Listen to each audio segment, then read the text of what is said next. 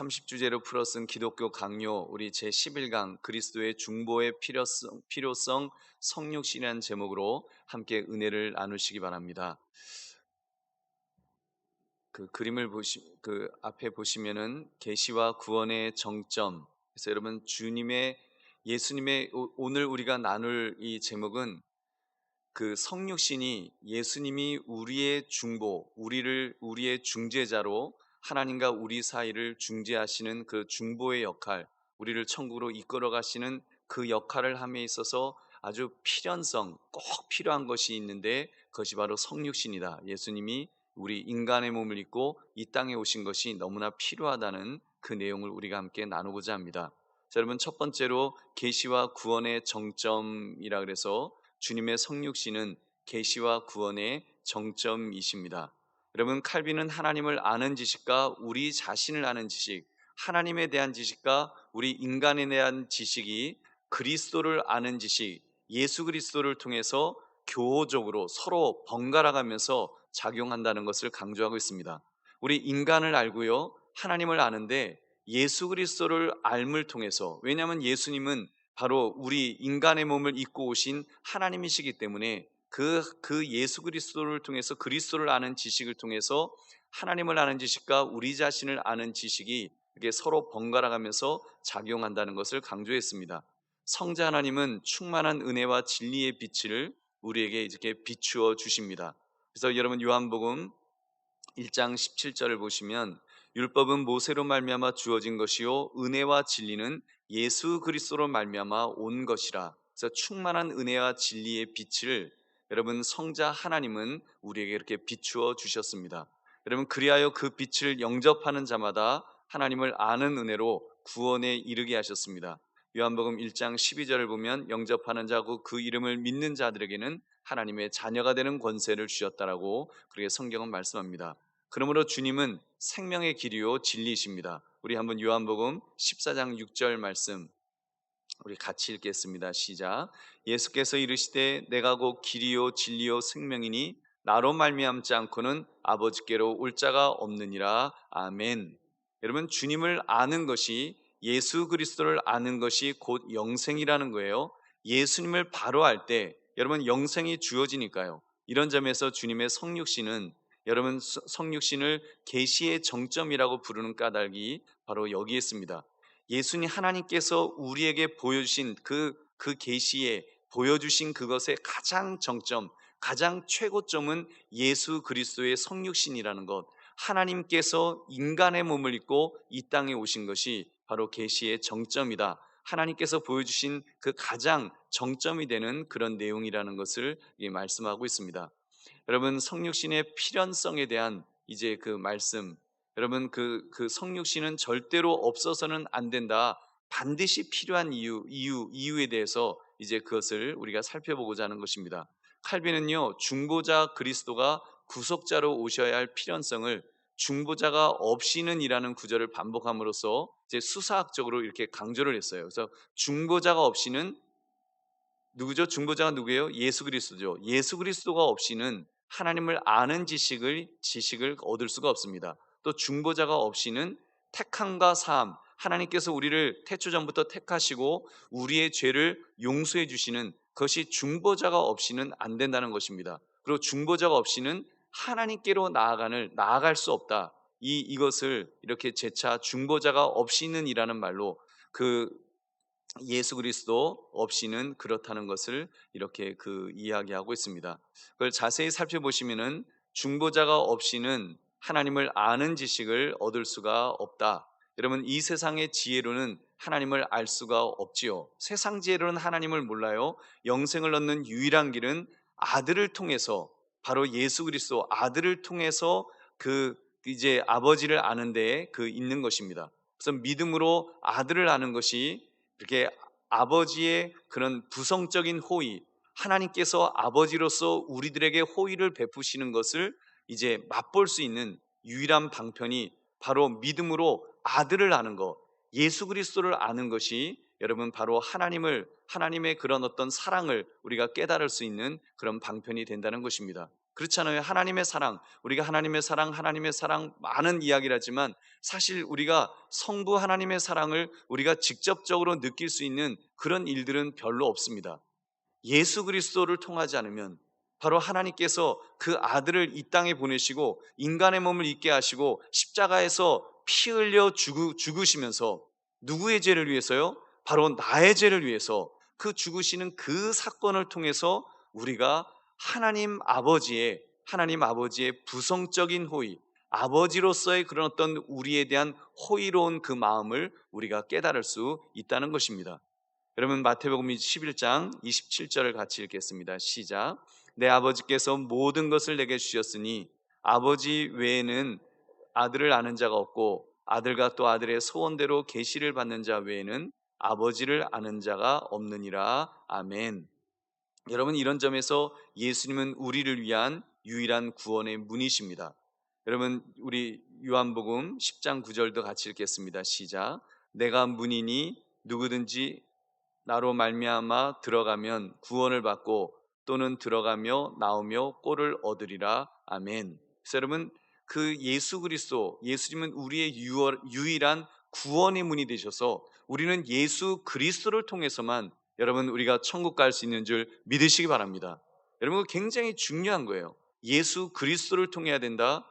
왜냐하면 세상 종교들은 자꾸 기독교의 그런 이야기를 해요. 아니 구원의 길은 여러 가지 있을 수 있지 않냐, 꼭 예수님을 믿어야 되느냐, 다 우리 알라도 사실은 하나님이고 뭐 그 부처님도 옥황상제도 하나님이고 다 하나님 아니냐, 그러니까 다 뭐 그렇게 이렇게 저렇게 해서라도 어찌됐건 그 천국으로 가는 길이 다 산으로 그 꼭대기를 향해서 가면 그러면 천국 갈 수 있지 않겠느냐, 구원이 있지 않느냐 그렇게 말하지만 여러분 성경은 그렇게 말하지 않아요.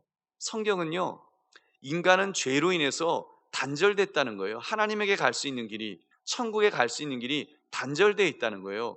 그 단절된 길을 하나님이 우리를 사랑하셔서 아들을 이 땅에 보내시고 그 아들을 인간의 몸을 입고 오시게 하셔서 바로 우리를 대속하셨다고 하는 그 놀라운 사실을 그렇게 말씀하는 것입니다. 우리 요한복음 11장 26절도 같이 읽겠습니다. 시작. 예수께서 이르시되 나는 부활이요 생명이니 나를 믿는 자는 죽어도 살겠고. 아멘. 그래서 여러분 예수님만이 여러분 부활이시요 생명이 되시는 줄 믿으시기 바랍니다. 여러분 예수님을 통해서만 우리가 여기서 말하는 생명은, 여기서 말하는 부활은 영생의 삶을 말하는 거잖아요. 여러분 결국 우리가 천국에서 영원히 살아가는 그 삶은 바로 나를 믿는 자는, 여러분 예수 그리스도를 믿어야지만 예수 그리스도를 말미암지 않고는 여러분 아버지께로 올 자가 없다고 하는 그 말씀처럼 오직 예수 그리스도만이 구원의 길인 줄 다시 한번 믿으시기 바랍니다. 두 번째로 중보자 없이는 택함도 없으며 사함도 없습니다. 그리스도의 중보는 여러분 신구약 전체 구속사에 이렇게 잘 나타나 있는데요, 그리스도는 자신으로 말미암아 모든 민족이 축복받게 될 그 씨앗이십니다. 예수 그리스도가 모든 민족이 축복받게 될 씨앗인 거예요. 그래서 여러분 예수 그리스도에 관한 그 사역, 그게 결국 복음이잖아요. 기쁜 소식이잖아요. 그 예수 그리스도를 통해서 모든 민족이 결국은 복을 받는 것입니다. 여러분 그분 안에서 그래서 이제 하나님의 백성이 예정되어 있고요, 하나님은 오직 그 아들로 위를 잇게 하사 우리 또한 그분과 함께 상속자가 되게 하셨습니다. 하나님께서 우리에게 천국을 기업으로 우리에게 주실 때 여러분 바로 그리스도 그 아들로 위를 잇게 하사 우리 또한 그분과 함께 상속자가 되도록 예수 그리스도와 함께 천국을 상속받을 수 있도록 그렇게 해주신다는 것입니다. 로마서 8장 17절 같이 읽겠습니다. 시작. 자녀이면 또한 상속자 곧 하나님의 상속자요 그리스도와 함께한 상속자니 우리가 그와 함께 영광을 받기 위하여 고난도 함께 받아야 할 것이니라. 아멘. 여러분 그래서 예수 그리스도와 함께 한 우리는 상속자라는 거, 결국 예수 그리스도를 통하지 않으면 안 된다는 것입니다. 구약 시대 때도요, 구원의 확신과 소망의 기치가 오직 그리스도 안에서 예시가 되었습니다. 다윗의 나라가 영원하리라는 언약이 임마누엘의 이름으로 또 종이자 의로운 가지이자 목자가 되신 그리스도 안에서 이렇게 수립되었다고 말합니다. 그래서 오직 그리스도가 머리가 되시고요, 하나님은 그리스도를 중보자로 해서 우리와 영원한 평화의 언약을 맺으셨습니다. 그래서 여러분, 우리 신약, 이 신약은 예수 그리스도가 중보자로서 우리의 머리가 되어 주셔서 예수 그리스도를 통해서 영원한 새 언약을 이렇게 맺어 주신 것입니다. 그래서 이 언약의 터에서 구원의 머리로부터 여러분 그 전신에 퍼져가는 그 하나님의 은혜가 이제 우리에게 바로 예수 그리스도를 통해서 그렇게 우리 몸에 전체에 이렇게 쫙 우리에게 퍼져나가는, 그래서 모든 은혜는 예수 그리스도를 통해서만 쫙 이렇게 되고, 예수 그리스도를 통해서 여러분 땅끝까지 복음이 증거되면서 인류가 하나님의 그런 복을 받게 될 줄 다시 한번 믿으시기 바랍니다. 그래서 여러분, 우리 기독교는 처음에도 예수요, 나중에도 예수요, 우리는 오직 예수 그리스도만이 우리의 살 길인 줄로 믿습니다. 그 다음 세 번째로, 중보자 없이는 아무도 하나님께 나아갈 수 없다. 그래서 여러분, 하나님께 이르는 오직 한 길은 믿음인데, 여러분 주께서 피할 수 없는 견고함으로 성도의 믿음을 이렇게 지켜주신다는 것입니다. 여러분, 하나님은 자신의 백성이 하나님의 형상이신 그리스도를 보고 보이지 아니하는 그 하나님을 믿게 하신다는 거예요. 여러분, 우리가 그리스도를 통해서 사실은 하나님을 우리가 알게 되는 거예요. 그렇잖아요. 우리가 하나님 하나님 하나님 하지만 사실 하나님에 대한 건 굉장히 막연한 거예요. 어떻게 보면 굉장히 하나님이 어떤 분이시지? 굉장히 힘든 거예요. 구약 시대 때도 그 믿음의 사람들은 그걸 영적으로 예수 그리스도를 예표하는 그 예수 그리스도를 바라보면서 그렇게 믿음을 가졌지만, 사실 많은 사람들은 제대로 깨닫지는 못했습니다. 그러니까 뭐 엉뚱하게 우상 섬기고 막 그러지 않습니까? 여러분, 그러나 여러분, 하나님께서 그렇게 말씀하시는 것은 하나님의 형상이신 그리스도를 보고, 우리는 그 그리스도를 보고서 보이지 아니하는 하나님을 믿게 그렇게 하셨다는 사실. 그래서 여러분, 또 우리 믿음도 역시 예수 그리스도를 통하지 않으면 안 된다는 것입니다. 우리 골로새서 1장 15절 같이 읽겠습니다. 시작. 그는 보이지 아니하는 하나님의 형상이시요 모든 피조물보다 먼저 나신 이시니 하면서 보이지 아니하신 하나님의 형상이 예수 그리스도라는 것을 말씀하고 있습니다. 그래서 그리스도가 모든 믿는 자에게 의를 이루기 위하여 율법의 마침이 되셨으므로 오직 그분을 믿는 믿음으로 구원에 이른 성도만이 율법에 계시된 하나님의 뜻을 깨달아서 행하는 자리에까지 서게 된다는 것입니다. 이제 세 번째, 이제 성육신의 그런 필요성. 여러분, 필연성이 아니에요. 이제 이번에는 필요성. 성육신이 왜 필요한가? 기능적으로 이제 어떤 필요성이 있는지, 그리스도가 참 하나님과 참 사람으로서 중보자 되심이 우리의 구원을 위한 최고며 최선의 일이었다는 것입니다. 여러분, 참 사람, 하나님과 참 하나님, 예수님은요 100% 신이시고 100% 인간이셨어요. 그것을 이루셨기 때문에, 예수님이 그냥 참 인간이 아니셨다면 중보자의 역할을 할 수가 없는데, 예수님은 참 하나님이시면서 참 신이다, 참 인간이다. 다시 말하면 100% 신이면서 100% 인간이시다. 그래서 여러분, 1 플러스 1이 1이라고 하는, 이게 숫자로 말이 안 되는 거예요. 그죠? 숫자로 삼위일체도 마찬가지잖아요. 1 플러스 1 플러스 1은 1이라고 하는 그런 어떤 세상 논리로 어떤 인간 세상에서는, 물질계에서는 도저히 있을 수 없는 그런 공식이 여러분 예수 그리스도 안에서 또는 하나님의 세계에서는 가능한 줄 믿으시기 바랍니다. 그래서 여러분, 예수님은 100% 인간이시면서 100% 신으로서 여러분 이 땅에 이렇게 오셔서 여러분 중보자가 되심이 우리의 구원을 위한 최고며 최선의 일이었다는 거예요. 그래서 하나님은 천상의 작정에 따라서, 그러니까 천국에서 그런 어떤 하나님의 어떤 계획을 따라서 독생자 예수 그리스도를 사람으로 보내셔서 우리의 대속물이 되어 주신 줄로 믿습니다. 그래서 여러분, 우리의 대속물이 되어 주신 것입니다. 삼위 하나님의 영원한 구원 협약에 따라서 대속의 의를 이루기 위해서 이 성육신이 그렇게 반드시 필요했다라는 것입니다. 여러분, 이제 성육신의 필요성을 보시면, 첫째, 사람에게는 하나님께 올라갈 힘이 없으므로 그분이 우리에게 내려오셔야 했다는 거예요. 여러분, 우리가 하나님에게 올라갈 수는 없잖아요. 우리 인간은. 우리 인간은 죄인이기 때문에 못 올라가는 거예요. 그래서 예수님이 대신 그분이 우리에게 내려오셨는데, 그래서 예수님 안에서 신성과 인성이 서로 연합되어 있고요. 여러분, 같은 말 하는 것입니다. 신성과 인성이 서로 연합되어 있고, 오직 예수님만이 하나님과 충분히 가까운 친밀감과 또 충분히 견고한 일체성을 지니신 그런 사람이 되신 거예요. 그래서 그분만이 사람이시되 죄가 없으셨으므로 평화를 회복할 중재자가 되었습니다.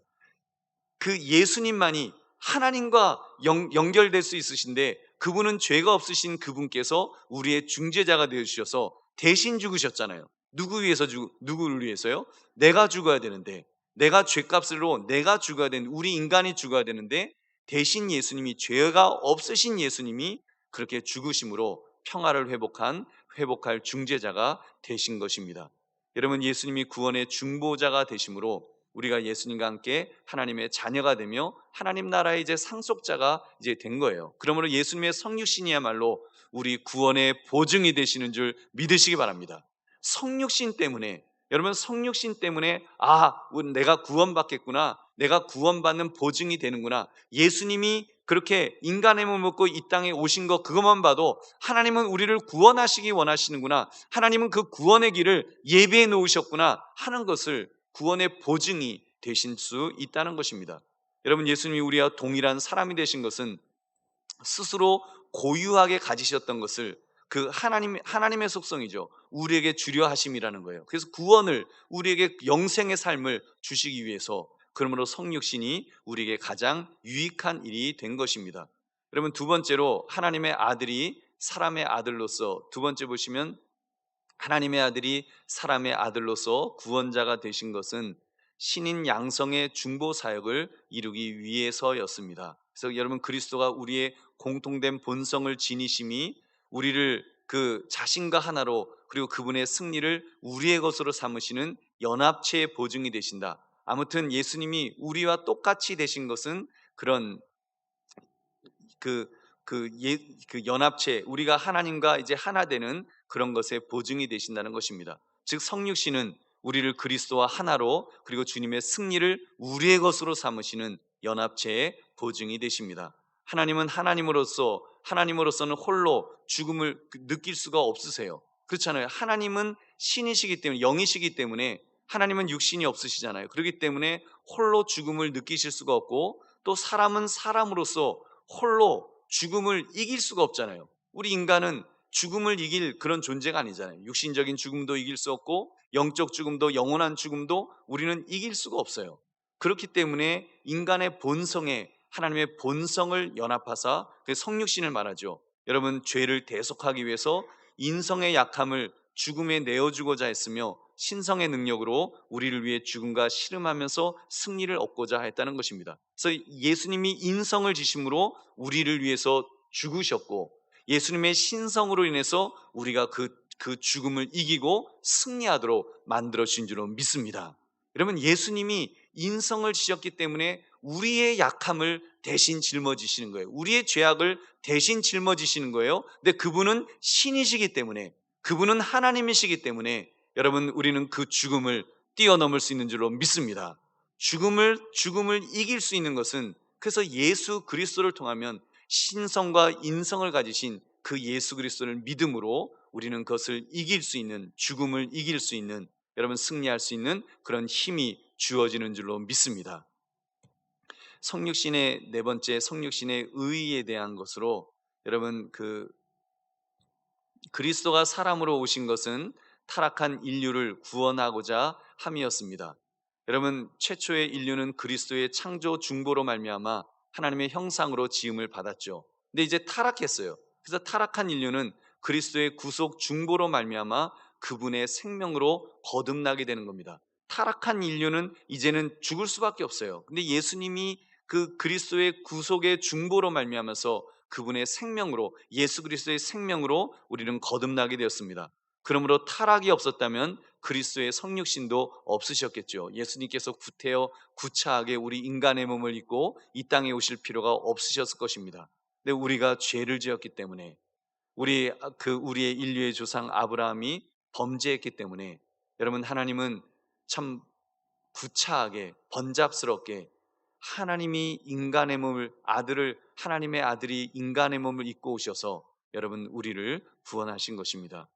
여러분 그리고 그리스도가 중보자의 역할을 다하기 위해서 그렇게 참 인성을 취하셨다라는 것입니다. 이게 성육신에 대한 이야기니까 계속 이야기가 좀 반복됩니다. 여러분 예수님의 육체는 단지 이제 환상이 아니며 천상적 육체 가운데 오시지도 않으셨습니다. 이 말이 무슨 말인가 하면 하나님이 육신은 예수님께서 어떤 사람들은 그렇게 말하는 사람들도 있어요. 어떻게 신이 인간이 될 수가 있어? 어떻게 신이 인간의 몸을 입을 수가 있어? 그는 환상적인 걸 거야. 이렇게 예수님의 그 성육신을 좀 이렇게 변질시키려고 하는 그런 사람들이 있어요. 또는 아니면 예수님은 천상적인 육체를 어떤 천상적인 육체 그 특별한 어떤 이상한 육체를 그렇게 가지고 이 땅에 오셨을 거야. 그래서 뭐 십자가를 지었더라도 좀 덜 아프고 훅 하면 이렇게 막 이렇게 뭐죠? 이렇게 그런 거 있잖아요. 뭐 우리 그 뮤튼 뭐 나오는 그런 영화 같은 거 보면 막 이렇게 살 찔렸다가도 다시 스르륵 하면서 다 낫고 총 맞았다가도 다시 스르륵 낫고 뭐 그런 사람들 있잖아요. 예수님은 그런 어떤 좀 초인간적인 그런 육체를 특별한 육체를 가지지 않았을까? 그렇게 생각할 수도 있는데 그렇지 않다라는 것입니다. 여러분 예수님은 우리와 똑같은 여러분 그래서 여러분 상상해 보면 저는 너무 감사해요. 너무 정말 너무 하나님의 사랑에 너무 감사한 게 여러분 하나님께서 인간의 몸을 입으셔서 어린 아기부터 시작하셨다는 것이 여러분 상상이 되십니까? 하나님의 아들이 하나님이 깐난쟁이가 되고 응해 응해 하면서 울으셔야 되고 기저귀 갈아주지 않으면 안 되는 똥기저귀를 차셔야 되는 여러분 그런 그 모습들 그런 과정들을 우리 예수님이 하나님의 아들이 다 겪으셨다라고 하는 게 이게 얼마나 하나님이 우리를 얼마나 사랑하시면 정말 우리와 함께 임마누엘의 하나님은 정말 그냥 이렇게 뭐 같이 옆에만 있어도 우리는 감지덕지잖아요. 만약에 대통령이나 이런 분이 뭐 나하고 같이 이야기만 해줘도 막 감지덕지잖아요. 근데 여러분 그 하나님은 우리가 겪은 그 모든 그 비천한 것들, 비루한 모습을 다 겪으시면서 어떤 면에서는 우리는 오히려 우리가 더 뭐 병원에서 이렇게 잘 태어난 요즘 애들은 잘 태어나잖아요. 병원에서 얼마나 호강하면서 태어납니까? 근데 우리 예수님 얼마나 정말 마국간에서 말구에 누이시고 얼마나 비참한 모습으로 그 깐난쟁이 때 애국까지 내려가셔야 되고 하는 엄청난 그런 고통을 다 당하셨는데 여러분 우리를 구원하시기 위해서 하나님은 그렇게까지 우리를 사랑하신 줄로 믿습니다. 여러분 그 사랑에 감사하시기를 주님의 이름으로 축원합니다. 여러분 그래서 그리스도가 중보자의 역할을 다하기 위해서 이렇게 참 인성을 취하셨습니다. 그분은 아브라함과 다윗의 자손 즉 사람의 후손으로 오신 참 사람이셨고 그리스도의 인성과 관련해서 여러분 그래서 이렇게 정리할 수 있을 것입니다. 여러분 그리스도의 인성에 대해서 그 예수님께 영원한 그 예수님은 사람의 아들로 나셨다라는 거 이해되시죠? 이해되십니까? 그저 사람의 아들로 나셨죠. 그 다음에 예수님께 영원한 왕의 자리가 약속되어 있습니다. 그리고 그리스도는 중보자로서 우리의 본성을 지니심으로 우리에게 자비하고 충성스러운 중재자가 되어 주십니다. 그리고 아버지께서 그리스도께서 주신 모든 것이 우리에게 이제 속하는 거예요. 그래서 여러분 우리도 그 예수님이 계셨던 천국을 우리로 올라가서 거기서 왕 같은 제사장이 되어서 여러분 우리가 정말 그곳에서 영원한 삶을 영원히 살게 될 줄 믿으시기 바랍니다. 여러분 이게 얼마나 정말 그 예수 그리스도로 인해서 우리가 그런 놀라운 그런 복을 받게 된 것인지요. 여러분 네 번째로 계속 보시면 그리스도가 영원한 하나님의 아들로서 사람의 그 참 본성 가운데 자신을 비우사 육체 가운데 죽임을 당함으로써 우리를 대속하셨습니다. 여러분 그 예수님이 몸과 영혼을 입고 사람으로 나시지 않았다면 우리를 위하여 고난당하심과 부활하심이 무의미할 것인데 여러분 그렇게 예수님은 그렇게 죽으신 것입니다.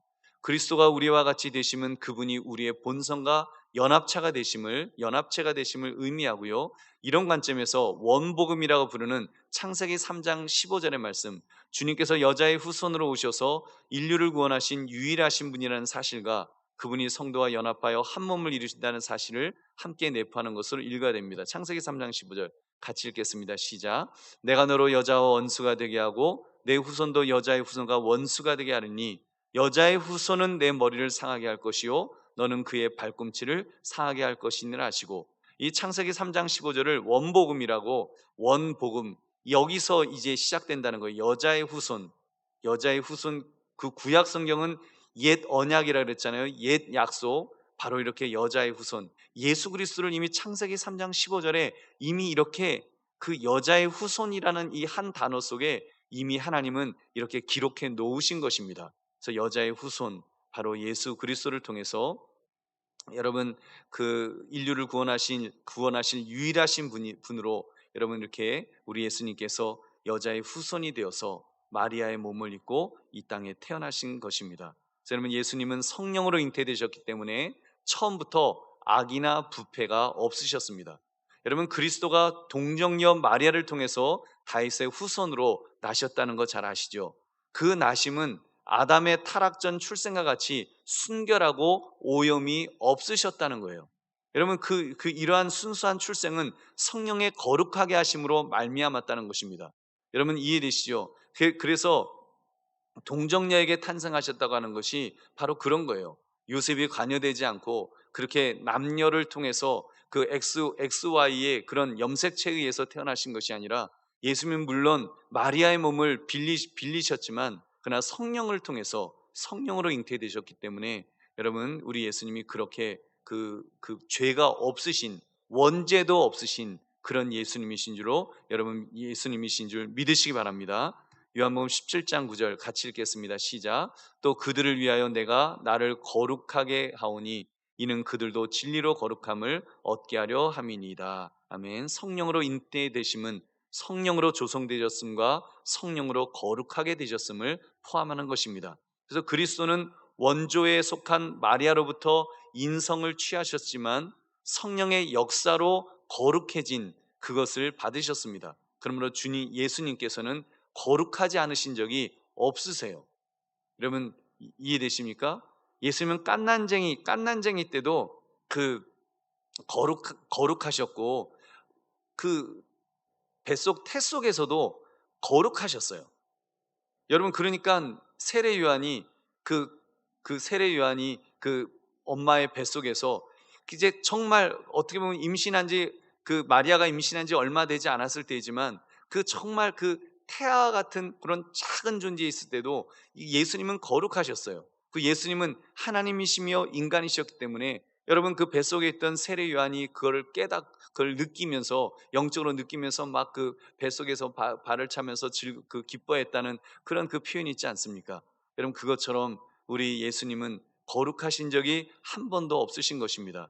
여러분 이러한 동정녀 잉태는 성삼위일체론적이며 기독론적인 신비를 담고 있어서 여러분 우리 정말 예수님께서 성육신 하시는 데 있어서 동정녀 탄생, 여러분 이것은 너무나도 중요한 그런 교리입니다. 근데 이렇게 좀 자유주의 신학자라든지 세상에서는 자꾸 그거를 갖다가 공격을 해요. 그래서 예수님께서 마치 무슨 이렇게 좀 이렇게 예수님의 어떤 신성을 공격하고자 하는 그런 것들이 있는데, 여러분 우리는 동정녀 탄생, 그것이 우리 기독교의 가장 본질이 되는 줄 믿으시기 바랍니다. 자, 여러분 기독교의 본질은 동정녀 탄생에서 있고 바로 하나님의 아들이 동정녀를 통해서 인간의 몸을 입고 오셨다. 근데 죄는 없으시다. 그런 것을 우리가 분명해야 되는 것입니다. 말씀을 이제 맺습니다.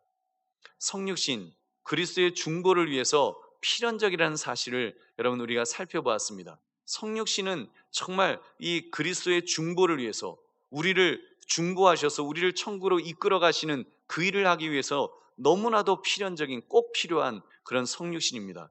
이 속에 얼마나 놀라운 영적 신비가 여러분 담겨져 있는지요. 칼빈은 이런 말로 성육신에 대한 말씀을 마무리했습니다. 무한한 본질의 말씀이 인간의 본성과 연합하여 한 인격을 이룬다고 해서 그분이 그 속에 갇혀 계신다고 공상하지는 않는다. 놀랍도다. 하나님의 아들이 하늘에서 내려오셨지만 하늘을 떠나지 않으셨도다.